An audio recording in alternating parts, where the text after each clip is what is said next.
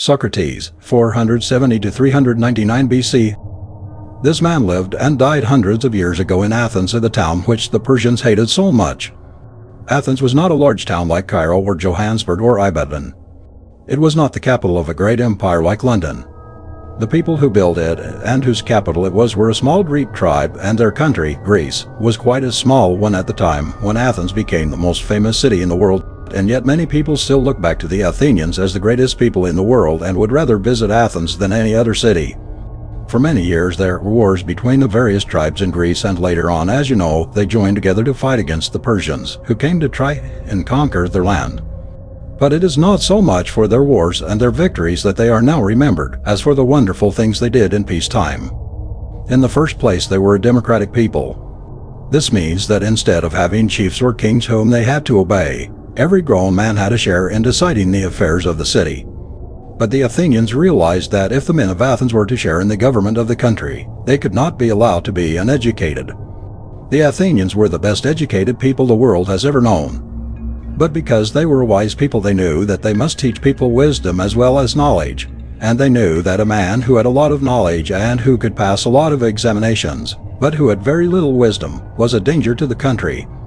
So their most valued citizens were their philosophers, lovers of wisdom. It was really they who guided the thought of the city, and it was they who taught the people what to love and what to value. The greatest days of Athens were when Pericles was her leader. The Persians had been defeated and Athens was at peace.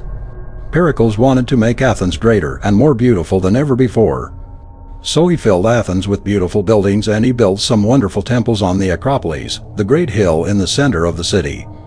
He collected round him a group of great artists, the best known of whom was a man called Phidias, a sculptor who carved some of the most lovely statues in the world. One of the most famous was a statue of Athene, the goddess of Athens. It was 50 feet high, and Athene had a shining gold spear in her hand which the Athenian sailors could see from far away when they came home from a long voyage. Pericles believed that people should not only be surrounded by beautiful things, but should also be familiar with beautiful poetry, and that they could learn a great deal by going to see good plays acted.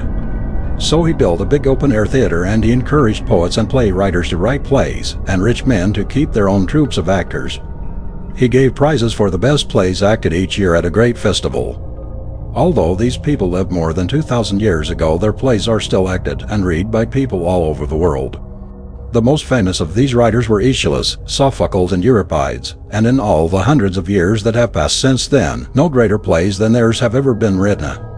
But the most honorable place in Athens was given to the philosophers, men who gave up their lives to seeking after wisdom and truth, and who gathered round them groups of young men who learned from them. The greatest of them all was Socrates. When he was a young man he was a soldier, but when the wars came to an end he left his soldier's life behind and became a great teacher. He was an ugly little man with a big, bald head and an awkward body. But he was a man whom the Athenians respected because he gave his life to wisdom and truth and wanted nothing for himself. He wore plain, rough clothes and went about the streets with bare feet, and he would take no money from his pupils. He had no school buildings, but he gathered the young men round him under trees, or in the shade of a temple wall. So people of all kinds came to learn from him, rich and poor, workmen and officials. No one was kept away because he had no money to pay fees. His purpose was to teach people to think, so he did not lecture to them or give lessons in the ordinary way. He taught by means of questions. He hated people who used words they did not understand because they were too lazy to find out what they meant. So he would ask his pupils what they meant by such words as honor or goodness. From their answers he would give them a new understanding of the meaning of these words, and so help them to love all that was of real value. But after Pericles died, when Socrates was still quite a young man, the greatness of Athens began to grow less. There was a lot of quarreling in the city and a lot of political agitation. Socrates would not take part in it because he felt that political quarrels drew people away from the truth which he loved and made people want power instead of wisdom. This made him unpopular with the political leaders, and he became more unpopular still when he pointed out the greed, selfishness, and dishonesty of some of the party leaders and taught his young men pupils to see their faults. So they accused him of spreading discontent and disorder among the young people of Athens and of teaching them to question the doings of the older men. Worst of all, they said he was teaching the young men to disrespect the gods. Socrates defended himself quietly and without anger against their accusations and showed how untrue their charges against him were. They offered to set him free if he would promise not to go on teaching, But he refused to do that because he said that the gods had sent him to Athens to teach people truth and that he must obey their commands. "I know," he said, "that if you kill me you will not injure me so much as yourselves." When his judges came to vote, he was condemned to death by a small majority and he was to die in 30 days' time. His friends were very much upset and begged him to try to escape or to offer to pay a fine instead of suffering death. But he said to do so would be cowardly and he would face the consequences of his life. When the day came for him to die, he comforted his friends who gathered round him weeping. He told them that though his body was about to die, his spirit would live on, and he told them to offer a special offering of thanksgiving to the gods after his death because he thought of death as a release into a fuller life. A man condemned to death in those days had to drink a cup of poison which gradually killed him. When they brought him the cup, he took it quietly, said a last prayer, and then cheerfully drank the poison. He went on talking happily to his friends, asking them to see that his debts were paid, so that no one should suffer by his death.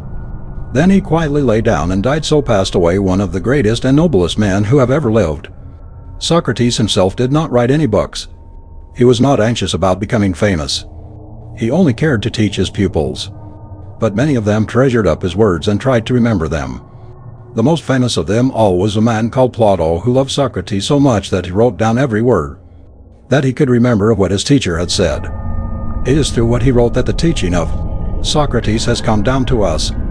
Plato's books were copied by hand for many years, and hundreds of years later, when printing was invented, they were printed and translated into many languages. Philosophers of our own time still read his books and look back to Socrates as the greatest philosopher who ever lived.